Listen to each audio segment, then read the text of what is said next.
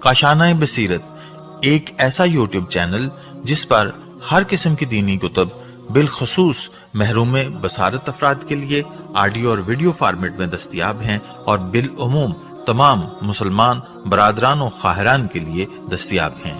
इसलिए आपसे गुजारिश है कि बेल आइकन को प्रेस करके हमारे इस चैनल को जरूर सब्सक्राइब कीजिए ताकि आइंदा आने वाली हर किताब आपको बर वक्त मिलती रहे।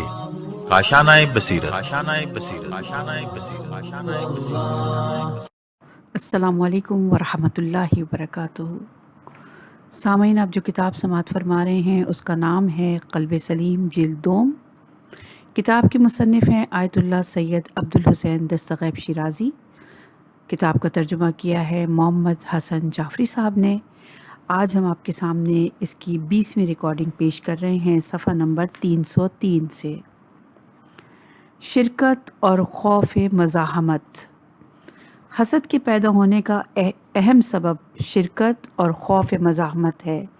जब दो अशख़ास हर लिहाज से एक दूसरे के शरीक हों और इनमें से एक साहिब फ़जीलत बन जाए और दूसरा मफजूल हो जाए तो आम तौर पर मफजूल के दिल में अफजल के ख़िलाफ़ हसद के जज्बात परवरिश पाने लग जाते हैं। यही वजह है कि एक रिश्तेदार दूसरे रिश्तेदार से हसद में मुब्तला दिखाई देता है। और अगर एक ही बाप के दो बेटे हों और इनमें से एक तरक्की कर जाए और दूसरा तरक्की ना कर सके तो तरक्की ना कर सकने वाला एक दूसरे भाई से हसद करने लग जाता है। और हाबील और काबिल की दुश्मनी हज़रत यूसुफ और उनके भाइयों के हसद में भी यही वजह कार फरमा थी। दास्तान हाबील और काबिल। तारीख़ इंसानियत का पहला कत्ल भी इसी जज्बे हसद की वजह से हुआ था। जब हज़रत आदम अलैहिस्सलाम ने हुक्म खुदाबंदी से अपने बेटे हाबील को अपना वसी बनाया और इसे इसमें आज़म की तालीम दी तो काबिल, जो कि हज़रत आदम का बड़ा बेटा था, उसको ये बात नागवार गुज़री। अल्लाह ताला ने हज़रत आदम को वही फरमाई कि अपने बेटों से कहो कि वो मेरी बारगाह में क़ुरबानी पेश करें। जिसकी क़ुरबानी कबूल होगी वो अफजल होगा। और क़ुरबानी की कबूलियत की अलामत ये होगी कि आसमान से एक बिजली गिरेगी। जिसकी क़ुरबानी पर बिजली गिरेगी वो क़ुरबानी मकबूल और मुतसव्विर होगी। हाबील भेड़िए चराया करता था और काबिल खेती बाड़ी किया करता था। हाबील एक मोटा ताज़ा दुम्बा ले आया और काबिल गंदम के चंद खुश्क खोशे क़ुरबान गाह में ले आया। आसमान से हाबील की क़ुरबानी पर बिजली गिरी, जिससे फ़ैसला हो गया कि हाबील खुदा की नज़र में अफजल है। क़ुरबानी की कबूलियत की वजह से काबिल के दिल में हसद की चिंगारियाँ मज़ीद रोशन हो गईं और इब्लीस ने इसके दिल में वसवसा डाला कि हाबील तुझ पर फ़ख्र करता रहेगा और इसकी नस्ल तेरी नस्ल पर फ़ख्र करती रहेगी और तू और तेरी नस्ल हमेशा के लिए रुस्वा हो जाएगी। एक दिन काबिल ने गुस्से में आकर एक पत्थर उठाया और हाबील को कत्ल कर दिया। और कत्ल के बाद वो पशेमान हुआ कि वो भाई की लाश को कहाँ छुपाए। अल्लाह ताला ने एक कौवे को भेजा जिसने चोंच से ज़मीन को खोदा और दूसरे से मुर्दा कौवे को इसमें दफन किया। फिर काबिल ने हाबील की कब्र तैयार की और भाई को इसमें दफन कर दिया। माखूज़ अस सूरह माइदा आयत नंबर 26 का ये तर्जुमा था, तफसीर थी। दो शरीक अफराद में हसद पैदा होने के ज़्यादा मौक़े होते हैं।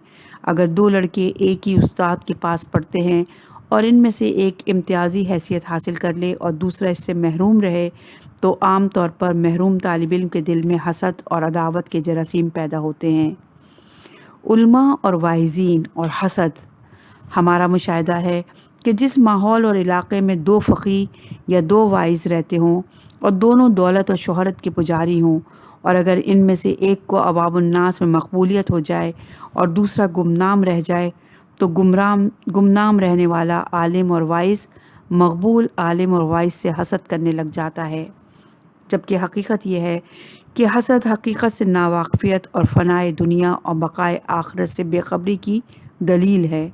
और इससे बढ़कर बदनसीबी और क्या हो सकती है कि अपने आप को आलिम दीन कहलाने वाला शख्स जब दुनिया में गर्क होकर लोगों से हसद करता फिरे। ایسے دنیا طلب علماء اور واعظین کے لیے ہمارا مشورہ یہ ہے کہ وہ دنیا طلب علماء کی مذمت میں وارد ہونے والی آیات اور احادیث کا مطالعہ کریں اور اپنی حالت پر اس کی تطبیق کریں۔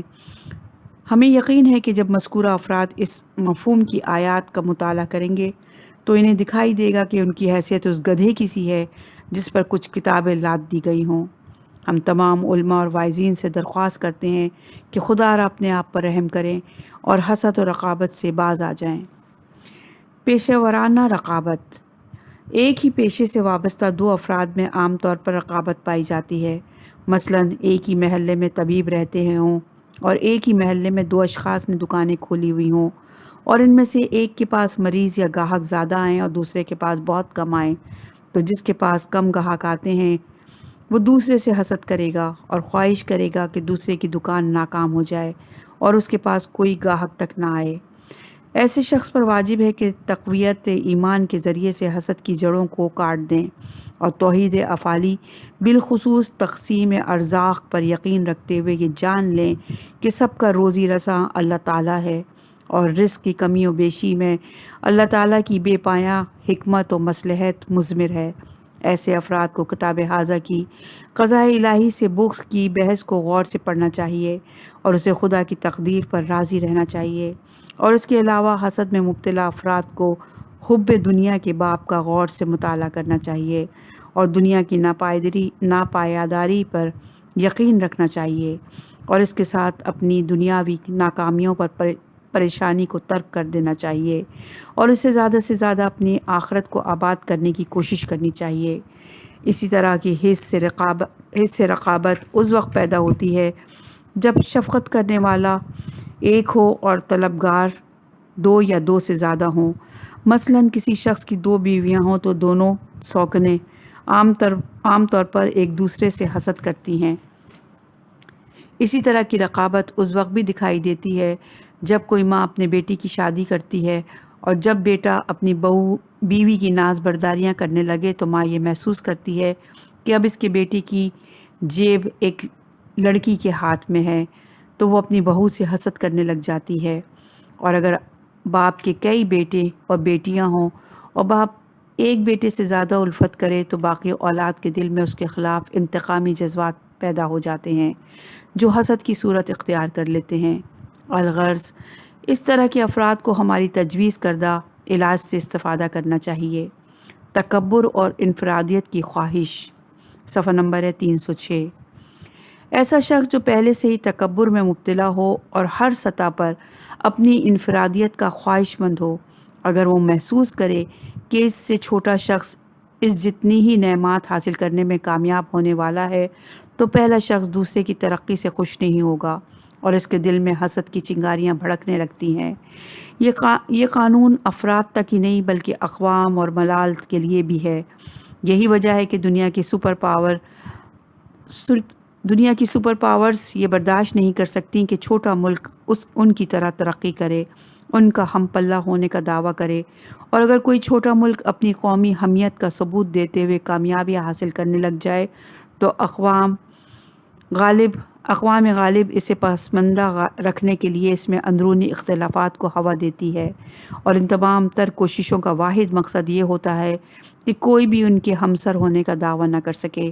بعض لوگوں کی سرشت ہی ایسی ہوتی ہے کہ وہ کسی کو اپنے سے بلند و بالا دیکھ کر برداشت نہیں کر پاتے۔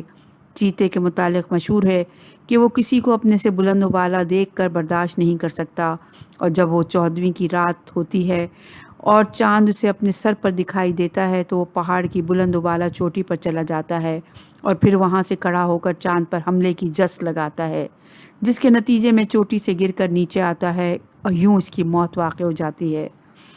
عورتوں کی اکثریت میں بھی حسد کی یہی قسم یعنی انفرادیت کی خواہش پائی جاتی ہے۔ اس لیے اکثر عورتیں یہ پسند نہیں کرتی کہ کوئی عورت ان سے زیادہ حسین و جمیل دکھائی دے یا ان سے زیادہ دولت و ثروت کی مالک بن جائے۔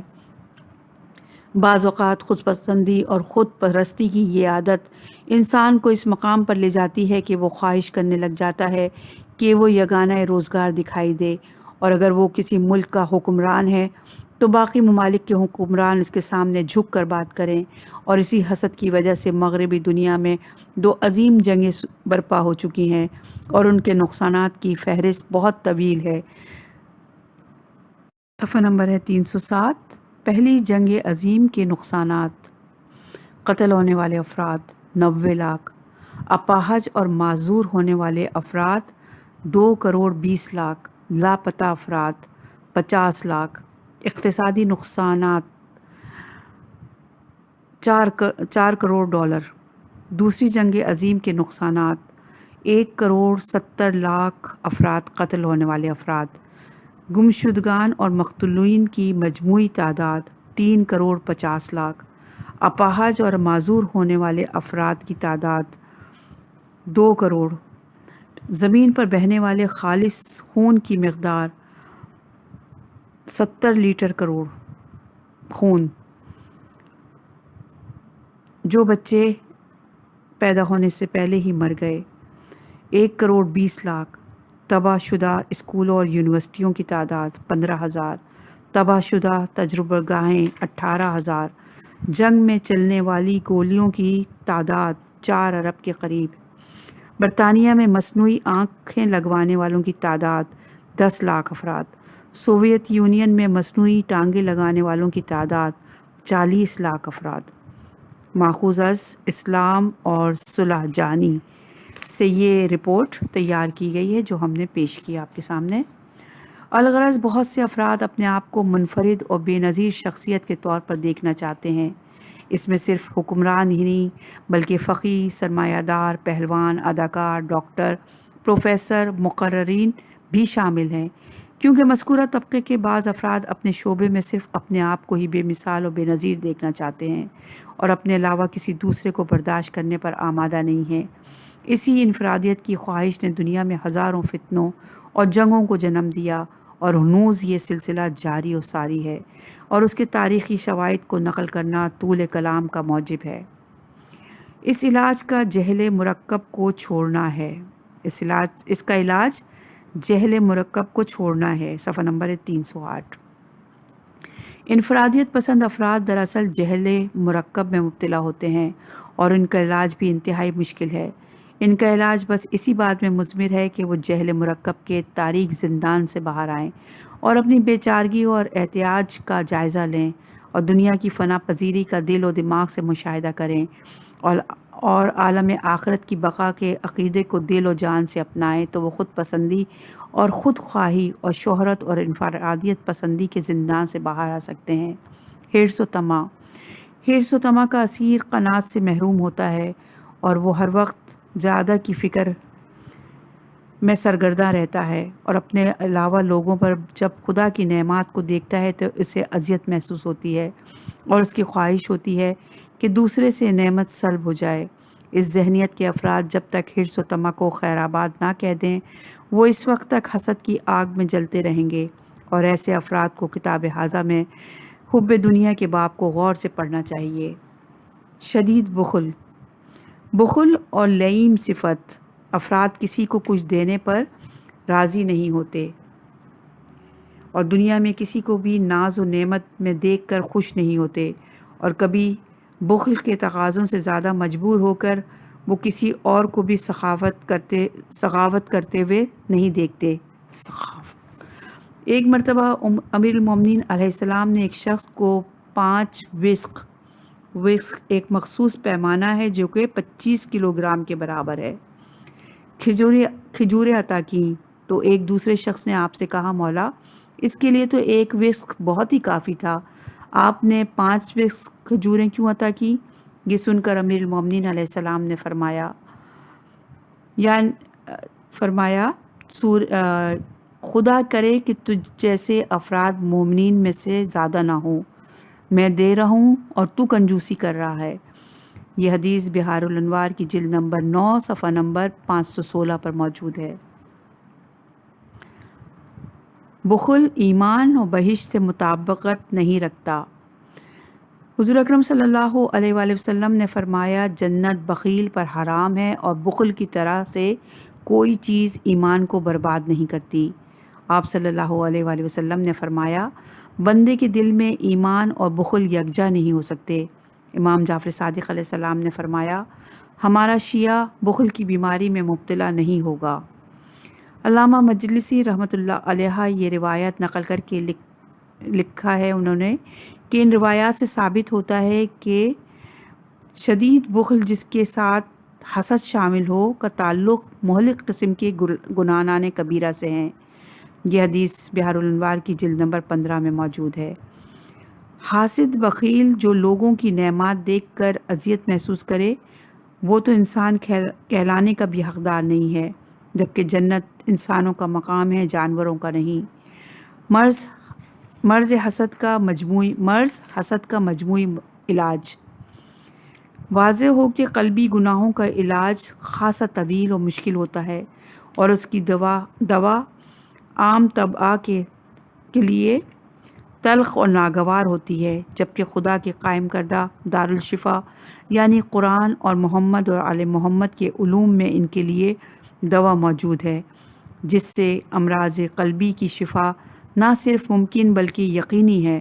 البتہ اس دوا کا دورانیہ کافی طویل ہوتا ہے، جبکہ جسمانی گناہوں کا علاج مختصر اور آسان ہے۔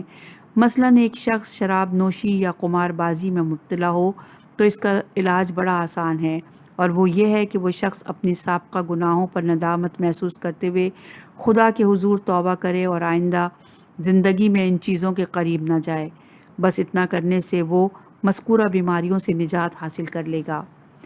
گناہان قلبی دل میں راسخ ہوتے ہیں، اور دل کو پاک کرنے کے لیے اچھے خاصے وقت کی ضرورت محسوس ہوتی ہے، اور اگر کچھ دن تک مریض دوا استعمال کر کے دوا کو چھوڑ دے تو ساری محنت اکارت چلی جاتی ہے، اور پھر دوزخ کے علاوہ اس کا کہیں ٹھکانہ نہیں رہتا۔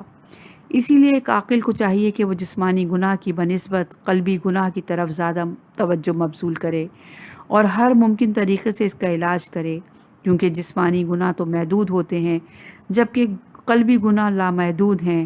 مثلاً اگر ایک شخص شراب پیتا ہے تو اس کا گناہ اسی وقت ہی لکھا جائے گا جب وہ شراب پیے گا، اور جس وقت وہ شراب نہیں پی رہا ہوگا تو اس کے نامہ اعمال میں شراب کا گناہ نہیں لکھا جائے گا، جبکہ اگر کوئی شخص حسد میں مبتلا ہو تو ہر لمحے اس کا یہ گناہ لکھا جائے گا۔ شراب نوشی کرنے والے کے لیے ایک بار ہی توبہ کافی ہے، جبکہ حاسد کو ترک حسد کے ساتھ کئی بار توبہ کی ضرورت ہوتی ہے۔ جسمانی اور قلبی گناہوں کا فرق۔ جسمانی گناہ کے متعلق یہ امکان موجود ہے کہ گناہگار اپنے گناہ کی طرف متوجہ ہو جائے اور اس پر ندامت محسوس کرتے ہوئے توبہ کر لے اور پاک ہو جائے، لیکن قلبی گناہ مخفی ہوتے ہیں اور وہ بظاہر دکھائی نہیں دیتے، اور نفس ہمارا انسان کو اپنے عیوب کی طرف متوجہ کرنا بھی پسند نہیں کرتے۔ اسی لیے بزرگ فرمایا کرتے تھے، انسان کو اپنے عیب خود دکھائی نہیں دیتے، اپنے عیوب کو دوسروں سے معلوم کرنا چاہیے۔ خود پسندی اپنے عیوب کو دیکھنے سے مانے ہے۔ اپنے عیب اس شخص کو دکھائی نہیں دیتے جو خود پسند اور مغرور ہو اور اپنے عیوب و نقائص دیکھنے کا خواہش مند نہ ہو، اور اگر کوئی شخص غرور کے پردے کو چاک کر دے اور اپنی حقیقی خیرخواہی کا ارادہ ترک کر لے اور اپنے عیوب کے ساتھ مرنا نہ چاہتا ہو تو پھر اپنے عیوب تلاش کرنا چاہیے، تو یقیناً اسے اپنے اندر بے شمار عیب دکھائی دیں گے۔ اسی لیے ہم اپنے سامعین سے نہایت درمندی کے ساتھ درخواست کرتے ہیں کہ وہ کتاب حاضہ میں مذکورہ گناہان قلبی کی طرف خصوصی دھیان دیں اور اپنے وجدان میں جھانک کر دیکھیں۔ اگر خدا نخواستہ انہیں اپنے اندر قلبی گناہ دکھائی دیں تو ہمارے بیان کردہ طریقہ علاج سے استفادہ کریں اور اپنی اصلاح کریں، اور اپنی اصلاح کے لیے خداوند عالم سے مدد طلب کریں، تو وہ اپنے آپ کو عیوب سے باخبر کر دے گا اور آپ کی اصلاح کے لیے آپ کی مدد فرمائے گا۔ گناہان قلبی میں سے حسد ایک بدترین گناہ ہے، اور اس کا علاج انتہائی طویل اور کافی صبر آزما ہے، لیکن جب تائید خداوندی شامل حال ہو جائے تو پھر مشکل نہیں رہتی، آسانی میں بدل جاتی ہے۔ لہٰذا ہماری آپ سے یہی گزارش ہے کہ آپ اپنے دل کو نور یقین سے منور کریں اور علم و عمل سے گناہوں کا علاج کریں۔ انشاءاللہ آپ ضرور کامیاب ہوں گے اور منزل مقصود کو حاصل کر لیں گے۔ حسد کا نظریاتی علاج۔ حسد کا علاج تقویت ایمان سے ممکن ہے، اور ایمانی تقویت اس وقت ممکن ہے جب انسان کو توحید افعالی پر یقین صادق ہو۔ پروردگار عالم کی توحید افعالی کا مقصد یہ ہے کہ انسان یہ یقین رکھے کہ غربت، امارات، تندرستی اور بیماری، زندگی اور موت سب کچھ خدا کی طرف سے ہے، اور ہر چیز خدا کی تدبیر اور مصلحت کے تابع ہے۔ اس کی تفصیل حصہ عقائد میں بیان ہو چکی ہے۔ جو شخص توحید افعالی پر یقین حاصل کر لے تو وہ خدا کی عطا کردہ رزق و روزی پر قناعت کرتا ہے اور ہر حال میں خدا کا شکر بجا لاتا ہے۔ ایسا انسان تمام علل اور اسباب کو خدا سے وابستہ سمجھتا ہے اور خدا کے سوا کسی سے کوئی طمع نہیں رکھتا، اسی لیے وہ حسد سے محفوظ رہتا ہے۔ جب کسی شخص کو یہ یقین ہو کہ رزق کی کمی بیشی خدا کی طرف سے ہے، اسی لیے ایسا شخص اپنے کسی شریک کار سے کوئی شکوہ نہیں کرتا، اور وہ کسی سے حسد نہیں کرتا، اور اس نظریے کا حامل انسان اپنی تمام دولت کو خدا کا عطیہ سمجھتا ہے، اسی لیے وہ خدا کی راہ میں دولت خرچ کرنے سے نہیں گھبراتا، بلکہ خدا کے وعدے پر یقین رکھتے ہوئے دل کھول کر خرچ کرتا ہے۔ خلاصہ یہ ہے کہ گناہوں کے سرچشمے کو تلاش کیا جائے تو ان کا سرچشمہ بھی قلبی گناہ ہی ہیں، اور جب دل گناہوں سے خالی ہو جائے تو اعمال و افعال میں خود بخود اصلاح پیدا ہو جاتی ہے، اور قلبی گناہوں کے علاج کے لیے ایمانی قوت کی اشد ضرورت ہے۔ دنیا اور آخرت کا تقابل، صفحہ نمبر ہے 312۔ اللہ تعالیٰ نے قرآن مجید میں دنیا اور آخرت کی حقیقت بیان فرمائی اور ان دونوں کا تقابل کرتے ہوئے ارشاد فرمایا سورہ حدید کی آیت نمبر 20 میں، یاد رکھو زندگی دنیا صرف ایک کھیل تماشا اور آرائش، باہمی تکافر اور اموال اور اولاد کی کثرت کا مقابلہ ہے، اور بس جیسے کوئی بارش ہو جس کی قوت نامیہ کسان کو خوش کر دے اور اس کے بعد وہ کھیتی خشک ہو جائے تو پھر اسے زرد دیکھو اور آخر میں وہ ریزہ ریزہ ہو جائے، اور آخرت میں شدید عذاب بھی ہے اور مغفرت اور رضا الہی بھی ہے، اور زندگانی یہ دنیا تو بس ایک دھوکے کا سرمایہ ہے اور کچھ نہیں ہے۔ بعض علماء کا بیان ہے کہ یہ انسان کی فطرت ہے کہ بچہ ہوتا ہے تو کھیل سے دلچسپی رکھتا ہے، ذرا بڑا ہوتا ہے تو لہویات میں لگ جاتا ہے، جوان ہوتا ہے تو آرائش کا دلدادہ ہو جاتا ہے، اور بڑا ہوتا ہے تو حسب اور نسب پر تکافر کا اپنا شعار بنا لیتا ہے، اور ضعیفی کی منزل میں آ جاتا ہے تو مال اور دولت کی کثرت کے علاوہ کوئی ذوق نہیں رہ جاتا، اور اسی فطرت کی طرف قرآن مجید نے ارشاد کیا ہے جو انسان کی زندگی کے مختلف مراحل میں منظر عام پر آتی رہتی ہیں اور انسان اپنی حقیقت کو بے نقاب کرتا رہتا ہے۔ صفحہ نمبر ہے 313۔ کیا دنیا اس قابل ہے کہ اس کے لیے حسد کیا جائے؟ سامعین کرام، اگر آپ دولت اور حکومت کے حریص افراد کے حالات پر نظر کریں تو ان کی تمام داستان حیات آپ کو ایسے گھاس پھوس کی طرح سے دکھائی دے گی جو چند دن تک خوب سرسبز رہا ہو، پھر خشکی کی وجہ سے زرد ہوا ہو اور آخر میں ریزہ ریزہ ہو گیا ہو۔ اسی طرح سے امارات اور حکومت کے پجاریوں نے دنیا میں چند روز تک خوب عیش و عشرت کی اور کئی دنوں تک خوب گھوڑے دوڑائے، آخر کار مر کر پیوندے خاک ہو گئے اور آج ان کی قبروں کے نشان تک باقی نہیں ہیں۔ فارسی کا ایک شعر ہے جس کا ترجمہ ہے، جا اور کچھ دیر کے لیے قبرستان میں خاموش ہو کر بیٹھ اور ان بولنے والوں کی خاموشی کا نظارہ رکھ۔ عرض مترجم، دنیا کی باقی زندہ زبانوں کی طرح اردو زبان میں بھی دنیا کی بے ثباتی کو خوب بیان کیا گیا ہے۔ ہم یہاں صرف 2 قطع پیش کر رہے ہیں۔ میر تقی میر صاحب کا قطع ہے، فرماتے ہیں، کل پاؤں ایک کاسہ سر پر جو پڑ گیا، یکسر وہ استخوان شکستوں سے چور تھا، کہنے لگا دیکھ کے چل رہ بے خبر، میں بھی کبھی کسی کے سر پر غرور تھا۔ میر انیس کا بھی ایک قطع ہے، افسوس جہاں سے دوست کیا کیا نہ گئے، اس باغ سے کیا کیا گلے رانا نہ گئے، تھا کون سا نخل جس نے دیکھی نہ خزاں، وہ کون سا گل کھلے جو کہ مرجھا نہ گئے۔ حسد سے نجات حاصل کرنے کے لیے ضروری ہے کہ انسان اس امر کی طرف توجہ کرے کہ حسد سے حاسد کو کیا نقصان پہنچتا ہے اور محسود کو کیا فائدہ پہنچتا ہے۔ حسد کے دنیاوی نقصانات: نمبر 1، ہمیشہ کی تکلیف۔ حاسد ہمیشہ اندرونی اذیت میں مبتلا رہتا ہے اور اسے ایک لمحے کے لیے بھی آرام و سکون نصیب نہیں ہوتا، کیونکہ حاسد ہمیشہ دوسروں سے زوال نعمت کا خواہش مند ہوتا ہے، اور اللہ تعالیٰ کی نعمات بے حد و بے حساب ہیں اور ہر نعمت اس کے غم میں اضافہ کرتی ہے۔ جس طرح سے خدا کی نعمات لامحدود ہیں، اسی طرح سے حاسد کی اذیت بھی لامحدود ہے، اور اسی وجہ سے دولت اور قوت رکھنے والا حاسد ہمیشہ حسرت و غربت کی آگ میں جلتا رہتا ہے، جبکہ نیک دل اور کمزور غریب ہمیشہ آسائش میں ہوتا ہے۔ صفحہ نمبر 314۔ حسد غم و اندوہ کا زنداں ہے۔ حضور اکرم صلی اللہ علیہ وآلہ وسلم نے فرمایا، حاسد کو لوگوں میں سے بہت کم لذت نصیب ہوتی ہے۔ یہ حدیث مدرک الوسائل میں موجود ہے۔ حاسد کو راحت نصیب نہیں ہوتی، حاسد ہمیشہ مغموم رہتا ہے۔ حسد روح کا زندان ہے، حاسد کا غم زیادہ اور اس کے گناہ دگنے ہوتے ہیں۔ میں نے حاسد سے بڑھ کر کسی ظالم کو مظلوم کے مشابہ نہیں دیکھا۔ حاسد ہمیشہ کے بخل اور حیران و سرگرداں دل اور ابدی غم میں مبتلا رہتا ہے۔ یہ حدیث بھی مدرک الوسائل میں موجود ہے۔ حاسد کائنات کا وہ بدبخت ظالم ہے جو اپنے ہی حسد کے ذریعے سے مظلوم بن جاتا ہے اور ہمیشہ مغموم اور سرگرداں رہتا ہے، اور پھر نوبت یہاں تک پہنچتی ہے کہ وہ حسرت و اندوہ سے رہائی کے لیے موت کی تمنا کرنے لگتا ہے، جس کی واضح مثال نعمان بن حارث کی ہے۔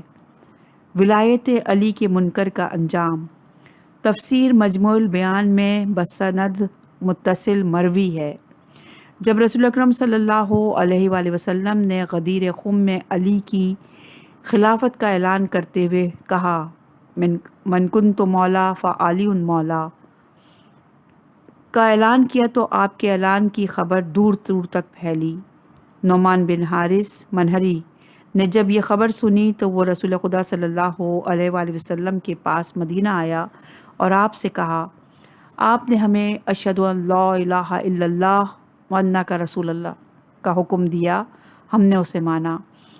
پھر آپ نے پھر بھی قناعت نہ کی اور اپنے ابن ام کو ہماری گردنوں پر سوار کر دیا اور کہا ہے کہ جس کا میں مولا ہوں اس کا علی مولا ہے، تو کیا یہ سب خدا کی طرف سے ہے یا آپ کی طرف سے ہے؟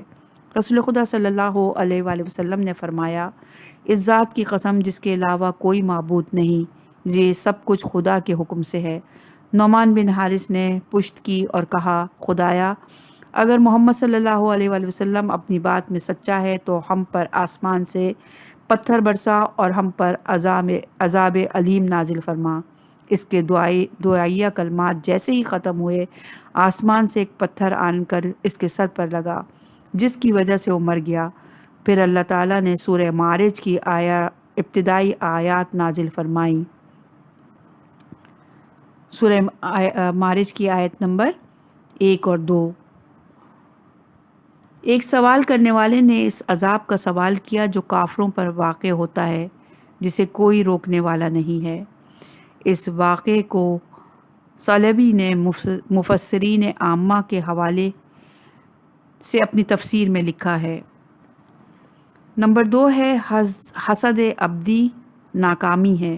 حاسد ہمیشہ یہ آرزو کرتا ہے کہ لوگوں سے نعمتیں سلب ہو جائیں، اور یہ ایک حقیقت ہے کہ حاسد ابدی ناکامی میں مبتلا رہتا ہے، کیونکہ ہر شخص کے متعلق خدا نے جو کچھ اپنی تقدیر میں لکھ دیا ہے وہ بہر صورت اسے مل کر ہی رہے گا، اور دنیا کی کوئی طاقت اسے اس سے روک نہیں سکتی، اور ہر شخص کا کوئی نہ کوئی حاسد ہوتا ہے، اور اگر یہ قاعدہ بنا لیا جائے کہ حاسد کی آرزو پوری ہو تو اس کا نتیجہ یہ برآمد ہوگا کہ پوری کائنات میں کسی کے پاس نعمت موجود نہ ہو۔ اور پھر دلچسپ بات یہ ہے کہ حاسد پر بھی تو کوئی نہ کوئی حسد کرنے والا ہوتا ہے۔ لہٰذا اگر کسی کی آرزو سے ہی نعمتیں سلب ہونے لگیں تو اس میں حاسد کی نعمات بھی شامل ہوگی، کیونکہ کوئی نہ کوئی ان کا بھی حاسد ہوگا۔ الغرض حاسد ایک ہی آرزو میں مبتلا رہتا ہے جس کے پورے ہونے کا امکان نہیں ہوتا، اور اگر حاسد اپنے آپ کو اس عیب سے پاک نہ کرے تو اسے اپنے متعلق یہ سوچ لینا چاہیے کہ وہ دوزخی ہے، کیونکہ دوزخی ہمیشہ کی ناکامی اور اہل جنت ہر طرح کی کامیابی میں ہوں گے۔ اللہ تعالیٰ نے اہل جنت کے وصف میں فرمایا سورہ حامیم سجدہ کی آیت نمبر 31 میں، یہاں جنت میں تمہارے لیے وہ تمام چیزیں فراہم ہیں جن کے لیے تمہارا دل چاہتا ہے اور جنہیں تم طلب کرو گے۔ حاسد کی ناکامی پر محسود خوش ہوتا ہے۔ عجیب بات یہ ہے کہ حاسد کے مسلسل غم و اندوہ کو دیکھ کر محسود کو لذت سی محسوس ہوتی ہے، اور یوں حاسد اس شیطانی وصف کی وجہ سے عملی طور پر اپنے دشمن کو خوش کرتا ہے، اور محسود یہ چاہتا ہے کہ اس کا حاسد کبھی بھی حزن و قلق سے نجات نہ پائے۔ امام علی نقی علیہ السلام نے فرمایا حسد سے پرہیز کرنا، کیونکہ حسد کی برائی تجھ میں تو آشکار ہوگی لیکن تیرے دشمن کا کچھ نہیں بگاڑے گی۔ یہ حدیث بھی مدرک الوسائل میں موجود ہے۔ امام جعفر صادق علیہ السلام نے فرمایا کہ لقمان حکیم نے اپنے بیٹے کو نصیحت کرتے ہوئے فرمایا، بیٹا حسد سے بچتے رہنا اور حسد کو اپنی عادت نہ بنانا، اور بدخلقی سے پرہیز کرنا اور بدخلقی کو اپنی طبیعت نہ بنا لینا، کیونکہ حسد اور بدخلقی سے تو اپنے سوا کسی کا نقصان نہیں پہنچا سکے گا، اور جب تو اپنے آپ کو نقصان پہنچانے لگے تو نے اپنے دشمن کا کام آسان کر دیا، کیونکہ تیری طرف سے تجھ سے دشمنی تیرے دشمن کی دشمنی تجھے اتنا نقصان نہیں دے سکتی جتنا کہ تو اپنے آپ کو نقصان پہنچا سکتا ہے۔ لہٰذا عقل مند کو چاہیے کہ وہ حسد اور بدخلقی اپنا کر اپنے دشمن کے لیے آسانیاں پیدا نہ کرے، اور جس کام کو دشمن نے سر انجام دینا تھا اسے خود نہ بجا لائے۔ یہ حدیث بھی مدرک الوسائل میں موجود ہے۔ ابھی حسد کی مزید تفصیل جاری ہے، انشاءاللہ کہ اگلی ریکارڈنگ میں ہم مزید تفصیل سے آگاہ